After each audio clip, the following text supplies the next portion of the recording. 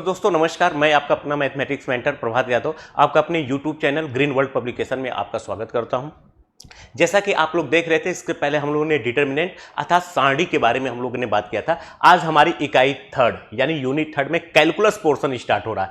Calculus में हम लोग जो पहली टॉपिक लेकर आ रहे हैं यहाँ पे, ये आपका है सत्यता एवं अवकलनीयता, जिसको इंग्लिश में बोलते हैं कॉन्टिन्यूटी एंड डिफरेंसिबिलिटी। तो हम लोग सबसे पहले ये समझेंगे कि कॉन्टिन्यूटी क्या चीज होती है, उसके बाद हम लोग समझेंगे डिफरेंसिबिलिटी क्या होती है, तब हम लोग आएंगे इसके डिफरेंशिएशन में क्या होते हैं, इसके कुछ फार्मूले हैं, कुछ बेसिक्स रूल हैं, उस पर हम लोग डिस्कस करेंगे। देन फिर फर्दर हम लोग स्टार्ट करेंगे जो प्रीवियस ईयर में आए हुए हैं राजू क्वेश्चन बैंक में आपके बहुविकल्पी, अति लघुत्तरी, लघुत्तरी और विस्तृत प्रश्नों के बारे में। ठीक है, तो अगर आप चैनल को लाइक, सब्सक्राइब तथा शेयर न किए हो तो एक बार आप लोग चैनल को लाइक, सब्सक्राइब तथा शेयर कर दीजिए, जिससे हम लोग आपको कोई भी इंफॉर्मेशन यहां से अगर रिलीज करें तो आप तक पहुंच जाए और ज्यादा से ज्यादा बच्चे इस वीडियो का फायदा उठा सकें। तो आइए सबसे पहले हम लोग शुरुआत करते हैं कुछ बेसिक कॉन्सेप्ट पे। जिसे सबसे पहले यहां पे देखिए लिखा हुआ है कंटिन्यूटी, जिसको हम लोग हिंदी में बोलते हैं सत्यता। तो सत्यता का मतलब क्या होता है कि देखिए सिंपल सी है, अगर हम लोग अपने आम बोलचाल भाषा में अगर हम लोग इसकी बात करें तो सत्यता का मतलब ये होता है कि कोई भी चीज कंटिन्यूअस है कि नहीं। ठीक है, कहीं कोई ब्रेक तो नहीं हो रहा है, कोई गैप तो नहीं हो रहा है। अगर कहीं कोई ब्रेक नहीं है, कोई गैप नहीं है, इसका मतलब हम लोग उसको बोलेंगे क्या है, एक कंटिन्यूअस है, मतलब सत्यता है। ठीक, अगर गैप हो गया, कहीं ब्रेक हो गया, तो इसको हम लोग क्या बोलते हैं, क्योंकि हम लोग बोलेंगे ये सत्यता नहीं है, तो उसको हम लोग इंग्लिश में बोलते हैं डिसकंटिन्यूअस, असत्यता, जिसको हिंदी में बोलते हैं असत्यता। ठीक है, तो देखिए इसको हम लोग मैथमेटिक्स की भाषा में क्या समझते हैं। कंटिन्यूटी से पहले थोड़ा सा आपको समझना पड़ेगा। एक वर्ड आता है जिसको हम लोग बोलते हैं लिमिट। लिमिट को हम लोग शॉर्टकट में एलटी से डिनोट करते हैं, यानी कि लिमिट, इसको हम लोग लिखते हैं LIM। जैसा कि आप क्लास 11th में पढ़े होंगे, आप डिफरेंशिएशन पढ़े होंगे, लिमिट सीमा पढ़े होंगे। तो सीमा में बताया जाता है कि सपोज करिए जैसे एक पॉइंट है आपका स्मॉल a, ठीक, तो जैसे हमने लिखा कि limit s tending to a, इसका मतलब ये है कि कोई एक वेरिएबल है x जो क्या कर रहा है, a की तरफ अप्रोच कर रहा है। तो दो चीजें हो सकती हैं, या तो लेफ्ट से a की तरफ अप्रोच कर रहा होगा, या तो राइट से a की तरफ अप्रोच कर रहा होगा। अगर लेफ्ट से a की तरफ अप्रोच करेगा तो इसको हम लोग बोलते हैं लेफ्ट हैंड लिमिट। अगर राइट से a की तरफ अप्रोच कर रहा होगा तो इसको हम लोग बोलते हैं राइट हैंड लिमिट। इसको बोलते हैं बायां पक्ष की सीमा और उसको हम लोग बोलते हैं दाएं पक्ष की सीमा।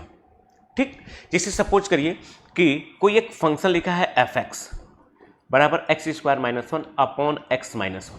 अगर आप इसमें डायरेक्ट x बराबर 1 पुट करेंगे तो आपको यहां पे f1 की जो वैल्यू मिलेगी वो 0/0 मिलेगी। अब 0/0 क्या होता है, आप इसकी वैल्यू फाइंड आउट नहीं कर पाएंगे। तो ऐसे आप लिमिट में 7 अनडिटर्मिनेंट या अनडिफाइंड फॉर्म होते हैं, इनडिटर्मिनेंट या अनडिफाइंड फॉर्म होते हैं, जिसके बारे में हम लोग स्टडी करते हैं, जिसकी हम लोग वैल्यू फाइंड आउट करने के लिए हम लोग लिमिट की हेल्प लेते हैं, लिमिट की सहारा लेते हैं।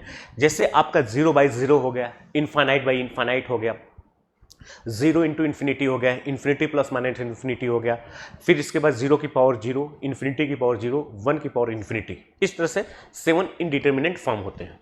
ठीक, लेकिन अगर आप यहां पे हम लोग ये बात करें कि अगर x की वैल्यू 1 से थोड़ा सा छोटी है, जैसे मान लीजिए 0.99999 समथिंग डॉट डॉट, तो आप देखेंगे कि a जो आपका fx लिखा हुआ है, a x प्लस 1, जो कि x की अगर वैल्यू 1 के बराबर नहीं है तो हम लोग ऊपर से फैक्टर करके कैंसिल कर सकते हैं। अब एक अप्रोच करेगा कि हाँ 2 की तरफ, यानी 1.999 नियर अबाउट क्या करेगा, 2 की तरफ अप्रोच करेगा। या राइट से अगर आप 1 की तरफ आएंगे, जैसे मान लीजिए आप सपोज करिए 1.00000001, तो आप देखेंगे जो आपका फंक्शन होगा इसकी वैल्यू 2.0001। जैसे जैसे आप इसको इधर से 1 की तरफ आएंगे वैसे वैसे क्या होगा, 2 की तरफ टेंड होगा। तो इसका मतलब यह है कि अगर x इस फंक्शन की लिमिटिंग जो वैल्यू होगी वो किसकी तरफ अप्रोच करेगी, यानी कि 2 की तरफ अप्रोच करेगी। तो यहां पे हम लोग क्या करते हैं, दो तीन बातें समझते हैं कि अगर किसी पॉइंट पे, जैसे मान लीजिए कोई एक फंक्शन लिखा है fx, अगर हमको x बराबर a पे इसके कंटिन्यूटी के बारे में बात करना है, सत्यता के बारे में बात करना है, तो हम लोग इसके लेफ्ट में इसकी लिमिट निकालेंगे। इसको हम लोग डिनोट करते हैं limit h tending to a minus of fx, या इसी को हम लोग लिखते हैं limit h tending to 0 f a minus h बराबर, अगर कोई एक फाइनाइट वैल्यू आती है फिर इसके राइट में हम लोग देखते हैं तो इसको हम लोग बोलते हैं RHL, राइट हैंड लिमिट, यानी कि limit extending to a plus of fx। इसी को हम लोग लिखते हैं limit extending to 0 f a plus h, और a भी एक फाइनाइट वैल्यू है। ठीक, अगर आपने देखा कि लेफ्ट हैंड लिमिट और राइट हैंड लिमिट ये दोनों की वैल्यू आपस में बराबर आ गई, तो इसका मतलब x बराबर a पे लिमिट क्या करेगी, एग्जिस्ट करेगी, यानी कि लिमिट की सीमा होगा, सीमा का अस्तित्व होगा, अर्थात इसकी वैल्यू आप फाइंड आउट कर सकते हैं। अगर ये दोनों आपस में बराबर नहीं होगा तो इसका मतलब ये है कि अगर left hand limit does not equal to right hand limit है तो इसका मतलब क्या है कि लिमिट डज नॉट एग्जिस्ट।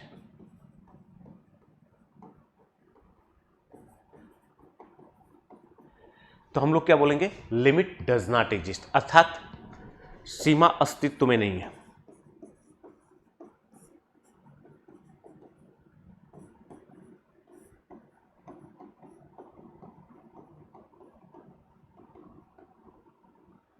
ठीक, अर्थात इसके लिमिटिंग वैल्यू आप फाइंड आउट नहीं कर सकते।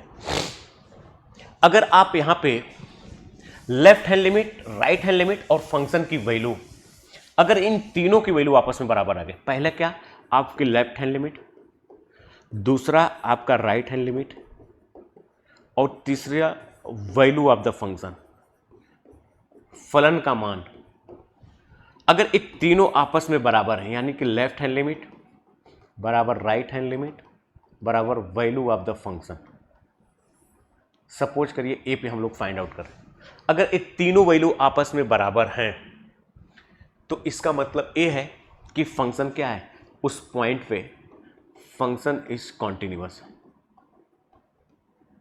यानी कि सतत है, यानी कि सातत्य है। ठीक, अगर इन तीनों में से कोई भी चीज आपस में इक्वल नहीं, जैसे left hand limit right hand limit equal है लेकिन फंक्शन की वैल्यू के इक्वल नहीं है, या राइट हैंड लिमिट और फंक्शन की वैल्यू आपस में इक्वल है लेकिन लेफ्ट हैंड लिमिट की इक्वल नहीं है, या लेफ्ट हैंड लिमिट और फंक्शन की वैल्यू आपस में इक्वल है लेकिन राइट हैंड लिमिट की इक्वल नहीं है, तो हम कहेंगे उस पॉइंट पे फंक्शन क्या है, डिसकंटिन्यूअस, असतत है।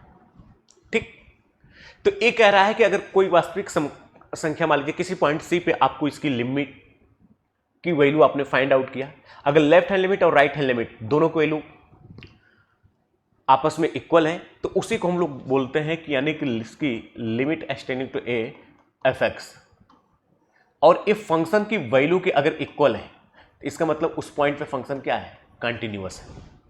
ठीक, इसका मतलब क्या हुआ, इसका मतलब ये हुआ कि इससे आपको लेफ्ट हैंड लिमिट और राइट हैंड लिमिट दोनों आपस में इक्वल आएंगे, तभी आप लिखते हैं लिमिट एक्सटेंडिंग टू ए, यानी कि एक लेफ्ट में और एक राइट में दोनों की वैल्यू आपस में इक्वल आएगी तो उसको हम लोग लिखेंगे लिमिट एक्सटेंडिंग टू ए। क्योंकि यहाँ पे सी लिखा हुआ है इसलिए हम लोग लिखेंगे limit extending to C of F X is equal to value of the function, function जो फलन है उसका मान, अगर ए आपस में इक्वल है तो इसका मतलब उस पॉइंट पे फंक्शन कंटिन्यूअस है, अदरवाइज क्या हो जाएगा, डिसकंटिन्यूअस। अब देखिए ये कह रहा है कि अगर किसी पॉइंट पे फंक्शन कंटिन्यूअस है, सपोज करिए कि दो फंक्शन एफ और जी है, दो फलन एफ और जी है, किसी बिंदु सी पर दोनों क्या है, वास्तविक मान के लिए कोई एक रियल नंबर सी है, उस पे फलन कंटिन्यूअस है, सतत है, तो यहां पे कुछ हमको कुछ रिजल्ट्स हमारे सामने आ रहे हैं जिनका हम लोग क्वेश्चन में डायरेक्ट यूज करते हैं। जो पहली पॉइंट निकल के आ रही है, कह रहा है कि अगर दो कंटिन्यूअस, दो सतत फलन हैं, उनको अगर आपस में ऐड करते हैं और उस पॉइंट पे इसकी सततता की जांच करेंगे तो ये क्या होगा, कंटिन्यूअस होगा। अगर इनका आपस में डिफरेंस करके निकालेंगे तो यानी तब भी ये क्या होगा, सतत होगा, और इन दोनों का अगर आपस में मल्टीप्लाई करेंगे तब भी क्या होगा, उस पॉइंट पे सतत होगा, और उस अगर एफ को जी से डिवाइड करेंगे तो उस पॉइंट पे क्या होगा, सतत होगा। बस ये देखना है कि उस पॉइंट पे जो इसका डिनोमिनेटर है इसकी वैल्यू जीरो के इक्वल ना आए। अगर इसकी वैल्यू जीरो आ जाएगी तो इसका मतलब ये होगा कि उस पॉइंट पे फंक्शन क्या करेगा, एग्जिस्ट नहीं करेगा। मतलब कुछ ऐसा है कि अगर एफ एंड जी करा बी टू कॉन्टिन्यूअस फंक्शन, कह रहा दो कॉन्टिन्यूअस फलन है, ठीक। इसका मतलब क्या है कि limit S tending to C of F X, इसकी वैल्यू एफ सी के इक्वल है, and limit S tending to C of G X, इसकी वैल्यू क्या है, जी एक्स के इक्वल है। तो अगर आप इनको ऐड करते हैं यानी कि एफ एक्स प्लस जी एक्स उस पॉइंट पे, यानी कि लिमिट एस टेंडिंग टू सी पे, तो इसकी वैल्यू एफ सी प्लस जी सी के इक्वल होगा, ठीक है, यानी कि फंक्शन की वैल्यू के इक्वल आएगा।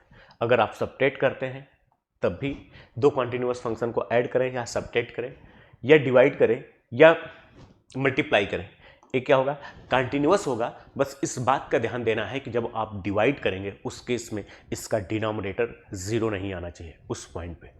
अगर उस पॉइंट पे जीरो आता है तो इसका मतलब कि उस पॉइंट पे फंक्शन क्या होगा, कॉन्टिन्यूअस नहीं होगा, ठीक।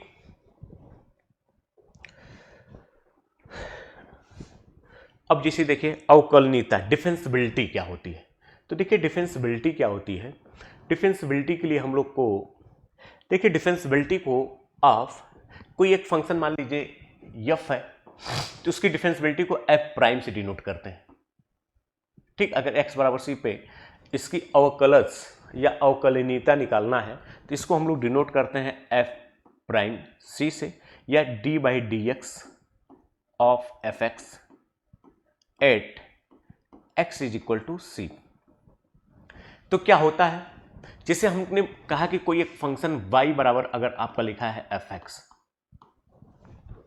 ठीक, हमको एट एक्स बराबर सी पे इसके डेरिवेटिव के बारे में बात करनी है।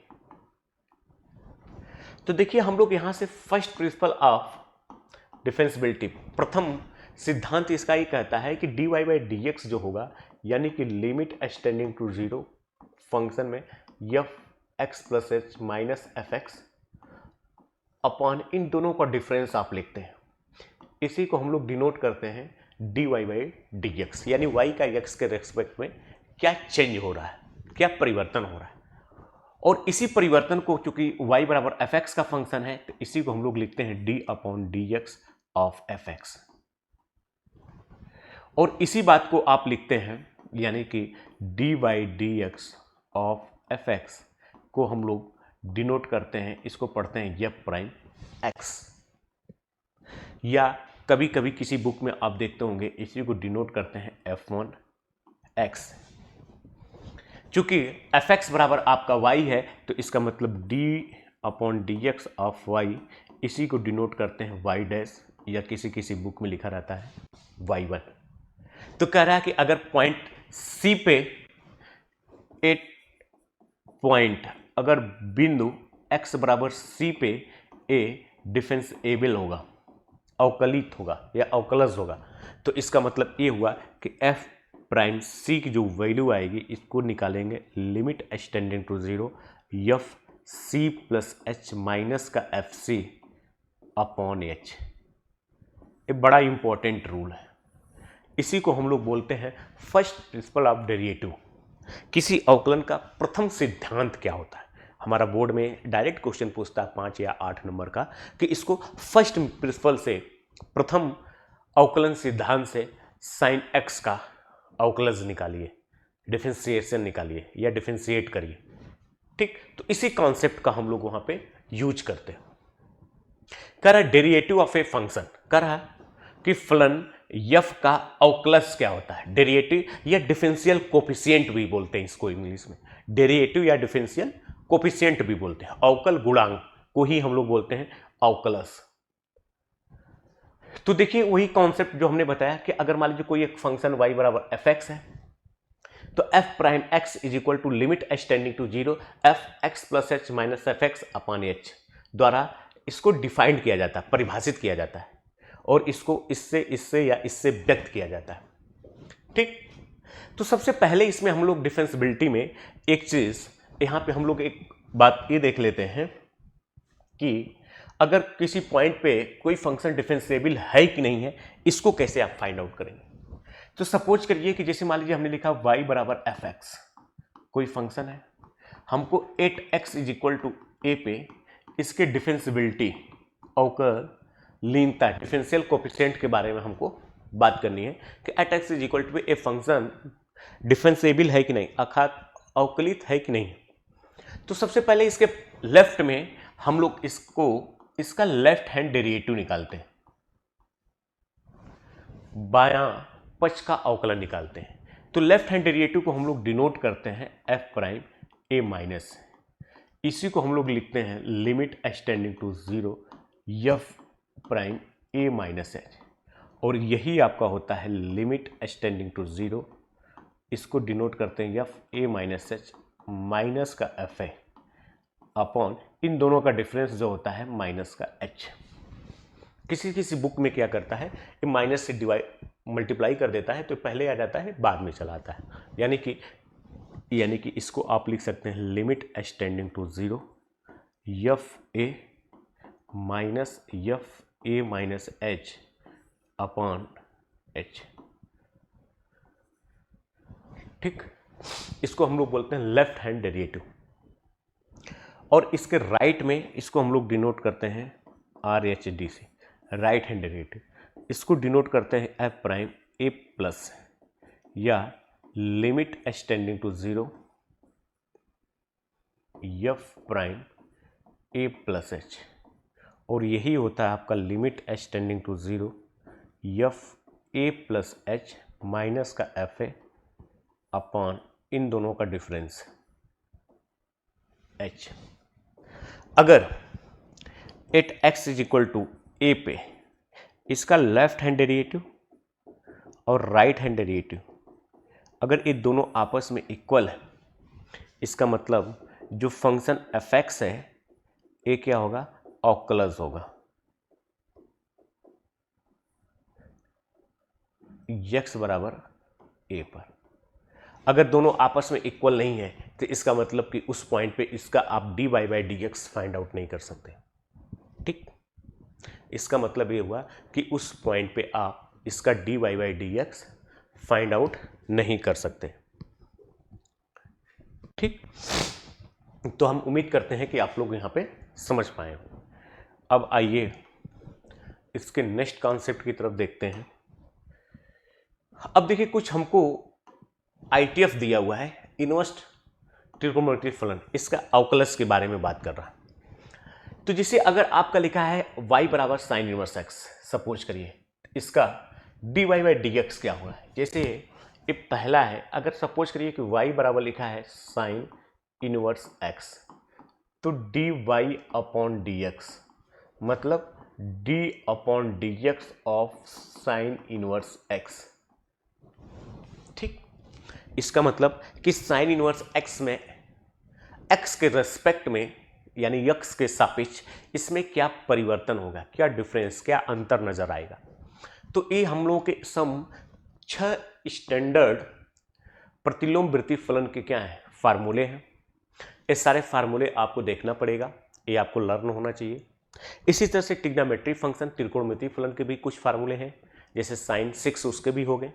फिर आपके अलजेब्रिक कुछ फार्मूले होते हैं, कुछ लॉगरिथमिक होते हैं, कुछ एक्सपोनेंशियल चरघातांकी होते हैं, अचर पद का डिफरेंशिएशन क्या होता है। तो ये सारे फार्मूले स्टैंडर्ड फार्मूले जो होते हैं, मानक जो सूत्र होते हैं, उसको जब आप याद किए रहते हैं तो अब उस पर जो क्वेश्चंस आते हैं तो स्टैंडर्ड फार्मूले का आप क्वेश्चन में ज्वाइन कर सकते हैं। ठीक, तो देखिए इसका मतलब ये हुआ कि अब यहाँ से अगर हम लोग लिखें कि d upon D X of sine inverse x, तो ये हो जाएगा 1 upon under root 1 minus X square. अब जैसे यहाँ पे लिखा है y बराबर साइन इनवर्स x, तो आप प्रतिलोम वृत्तीय फलन में पढ़ते हैं जो x होता है इसका प्रांत होता है और ये डिफाइंड होता है -1 से 1 क्लोज इंटरवल में। लेकिन जब इसको आप अवकलित करते हैं, इसको जब आप डिफरेंशिएट करते हैं तो 1 अपॉन अंडर रूट में 1 माइनस एक्स स्क्वायर आता है। अब यहाँ पे अगर x बराबर आप 1 या -1 रखेंगे तो 1 अपॉन क्या हो जाएगा, 0। 1 अपॉन 0 क्या हो जाएगा, अनडिफाइंड हो जाएगा। तो इसका मतलब जो इसका इंटरवल लिखा था, यानी कि जो इसका डोमेन लिखा था -1 से 1 बंद ब्रैकेट में, क्लोज इंटरवल में, अब वो क्या हो जाएगा, ओपन इंटरवल में एक फंक्शन डिफरेंशिएबल रहेगा।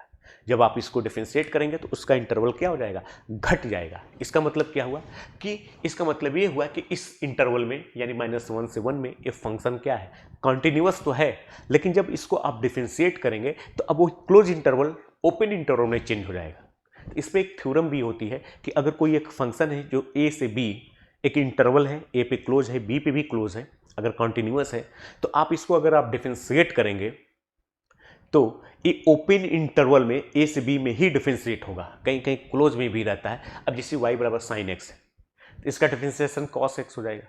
अब कास क्या हो जाएगा, साइन एक्स का जो डोमेन होता है, प्रांत होता है, रियल नंबर होता है, कास का भी रियल नंबर होता है। तो अब इसके इंटरवल में आप देख रहे हैं कोई प्रभाव नहीं पड़ रहा। रियल नंबर मतलब कि ओपन इंटरवल में -∞ से +∞ के बीच, ठीक।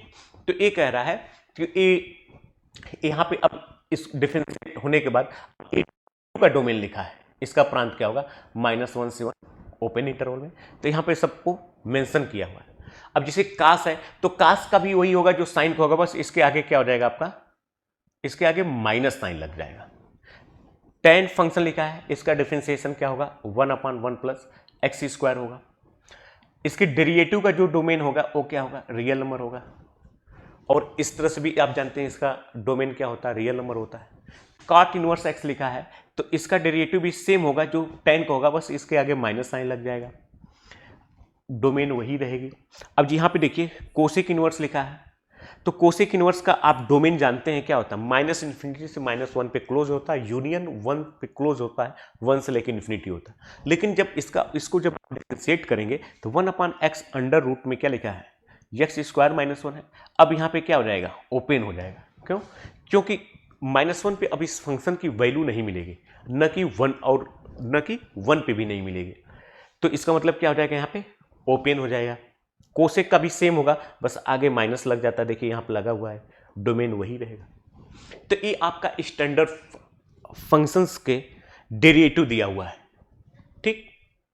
ये आपको पता रहेगा, याद किए रहेंगे, तभी आप क्वेश्चन में आगे फर्दर प्रोसीड कर सकते हैं।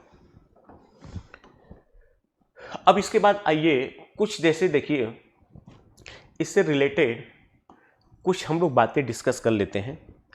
जैसे देखिए कुछ फंक्शंस लिखा है, फलन, अब उसका डेरिवेटिव क्या होगा,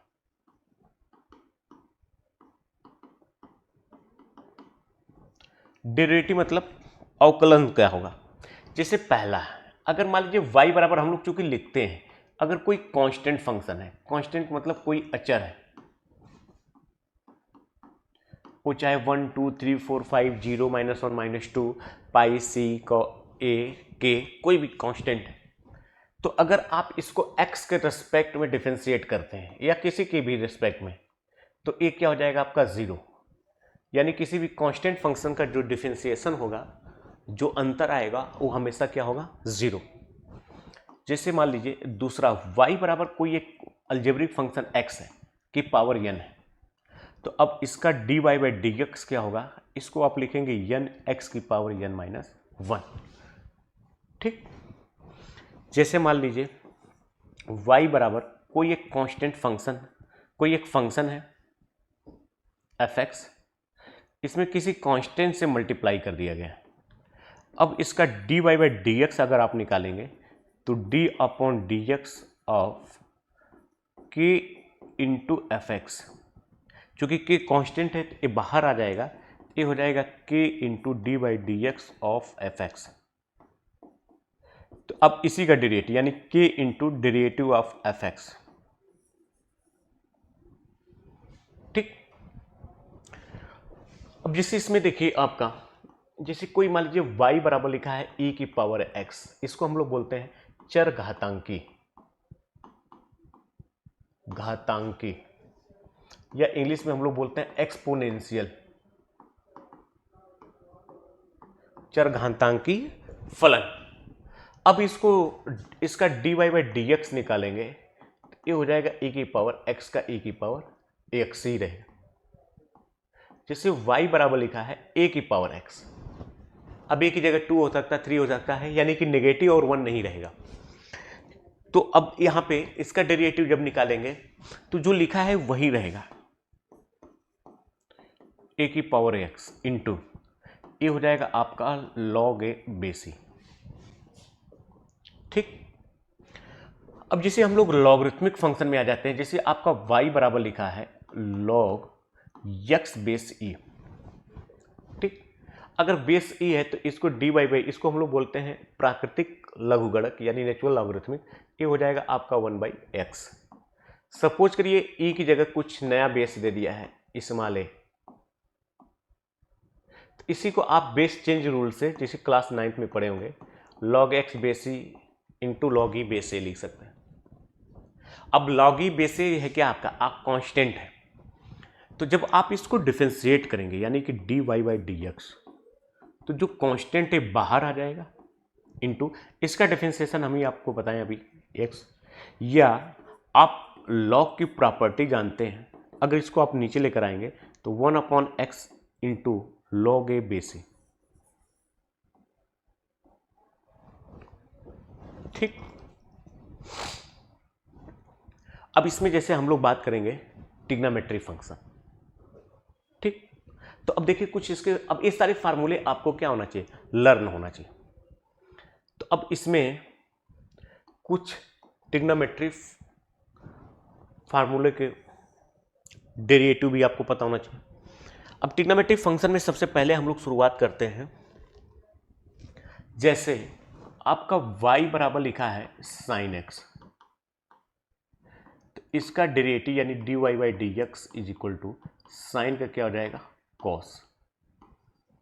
जैसे आपका लिखा है y बराबर कॉस एक्स, तो इसका derivative dy by D x cos का क्या हो जाएगा माइनस का साइन एक्स। ये सब स्टैंडर्ड फार्मूले हैं, ये आपको याद होना चाहिए। अगर ये फार्मूले आपको याद नहीं रहेंगे तो फिर आप इसको क्वेश्चन आएंगे तो आप उसको डिफरेंशिएट नहीं कर पाएंगे। ठीक, अब जैसे इसी में हम लोग और आगे बात करेंगे,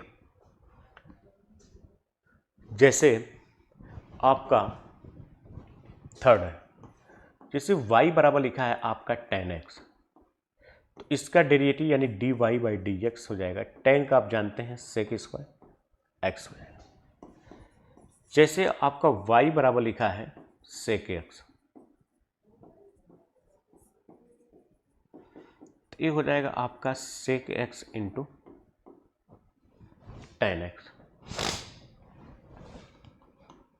जैसे आपका y बराबर लिखा है cosec X, dy by D X, cosec का minus cosec X into cot x.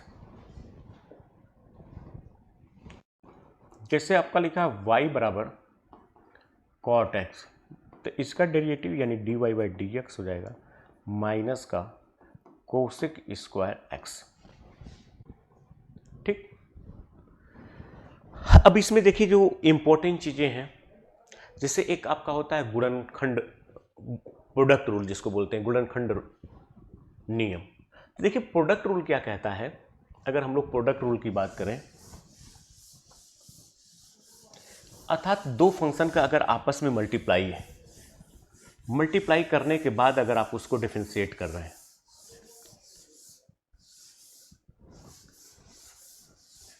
Suppose करिए जैसे दो फंक्शन का आपका मल्टीप्लाई है, जैसे y बराबर एक फंक्शन u लिखा है एक फंक्शन v है। ठीक, तो आप जब इसको डिफरेंशिएट करेंगे तो जो पहले लिखा है पहले इसको डिफरेंशिएट कर दीजिए, तो जो सेकेंड वाला बचा उसका मल्टीप्लाई कर दीजिए, प्लस अब सेकेंड वाले को डिफरेंशिएट कर दीजिए, जो फर्स्ट वाला बचा इसका मल्टीप्लाई कर दीजिए। ये बड़ा इंपॉर्टेंट हो है, इसको हम लोग बोलते हैं प्रोडक्ट रूल।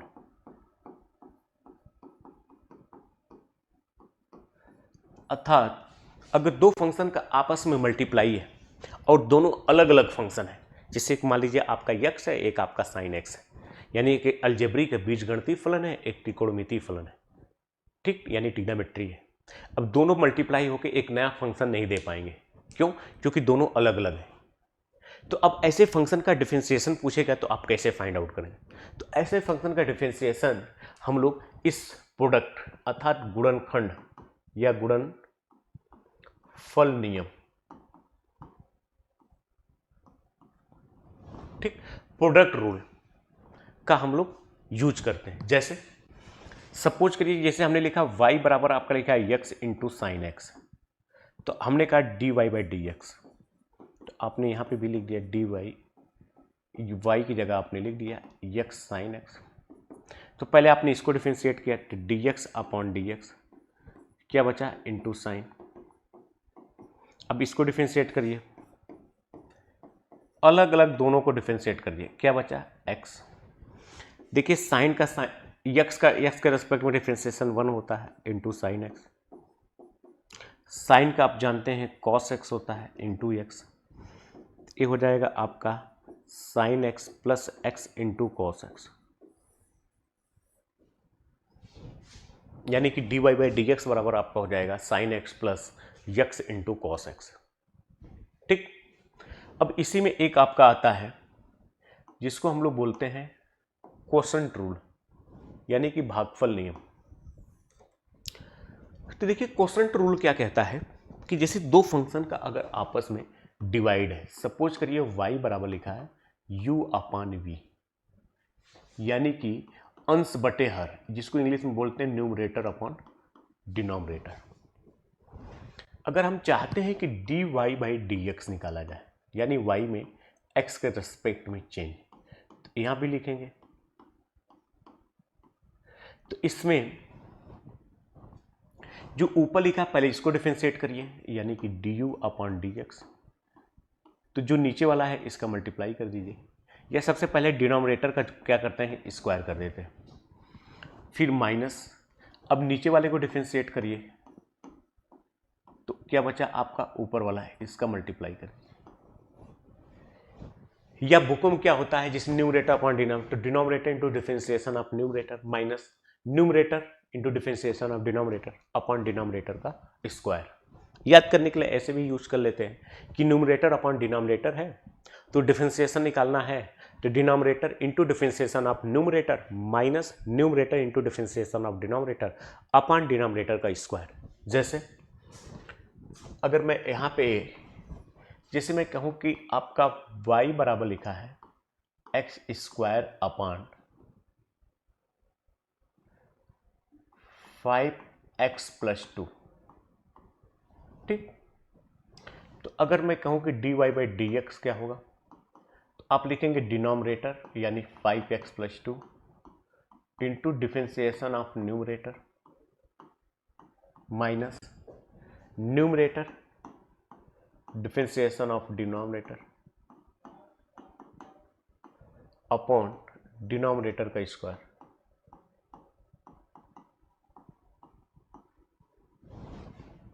ठीक, अपॉन डिनोमिनेटर का स्क्वायर। तो अब यहां पे देखिए ये लिखा है आपका 5x प्लस 2 इंटू इसका हो जाएगा 2x माइनस ये लिखा है आपका x square into 5 upon 5x plus 2 का होल स्क्वायर। अगर आप इसका इसमें मल्टीप्लाई करेंगे तो ये हो जाएगा आपका 10x square plus 4x minus का 5x square upon 5x plus 2 का होल स्क्वायर। ये हो जाएगा आपका 5x square plus 4x upon 5x plus 2 का whole square.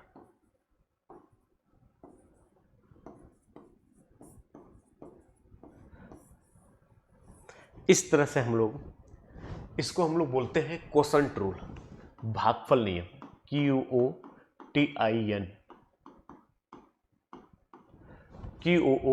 QUOTIEN, quotient rule अर्थात भागफल नियम। ठीक, तो इस तरह से हम लोग क्वेश्चन में यूज करते हैं। अब इसी में जैसे देखिए कई सारे फंक्शन का अगर आपस में मल्टीप्लाई है,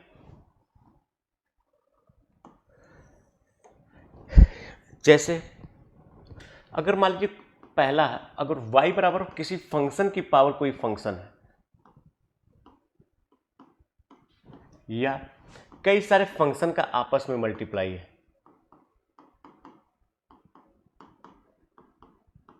या न्यूमरेटर में कई सारे फंक्शन का आपस में मल्टीप्लाई है,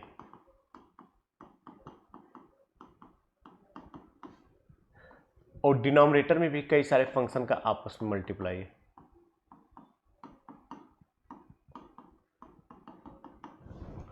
अब इसके बाद हमसे पूछता है कि dy/dx बताइए। ठीक, तो अब ऐसे क्वेश्चन को इजी बनाने के लिए हम लोग क्या करते हैं कि दोनों साइड का, यानी y बराबर दिया है या कहीं नहीं दिया है तो डायरेक्ट हम लोग y बराबर fx बराबर p बराबर कोई भी एक नाम दे दीजिए, आप उसको मान लीजिए। फिर दोनों साइड का हम लोग क्या करते हैं, लॉग लेते हैं। फिर जब लॉग लेते हैं तो लॉग की जो प्रॉपर्टी होती है उसका आप यूज करेंगे। अब एक क्वेश्चन आपके प्रोडक्ट रूल में चेंज हो जाता है या सम एंड डिफरेंस रूल में चेंज हो जाता है। तो आप दो या दो से ज़्यादा फलन का आप सम करिए या डिफरेंस करिए, उसके बाद अगर आप उसको डिफरेंशिएट करते हैं तो उसको अलग अलग इंडिविजुअल आप डिफरेंशिएट करते हैं। और सिंगल फंक्शन का डिफरेंशिएशन बहुत इजी होता है, तो हम लोग उस रूल के तहत इसको इजीली ढंग से डिफरेंशिएट कर लेते हैं।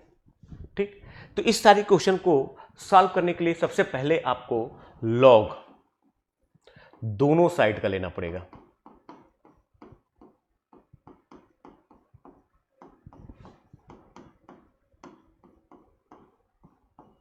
जैसे मान लीजिए मैं इसी की बात करता हूं, तो जैसे ही आप लॉग लेंगे दोनों साइड,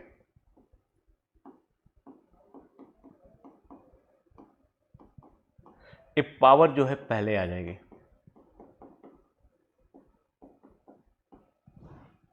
अब ये देखिए प्रोडक्ट रूल में चेंज हो जाएगा।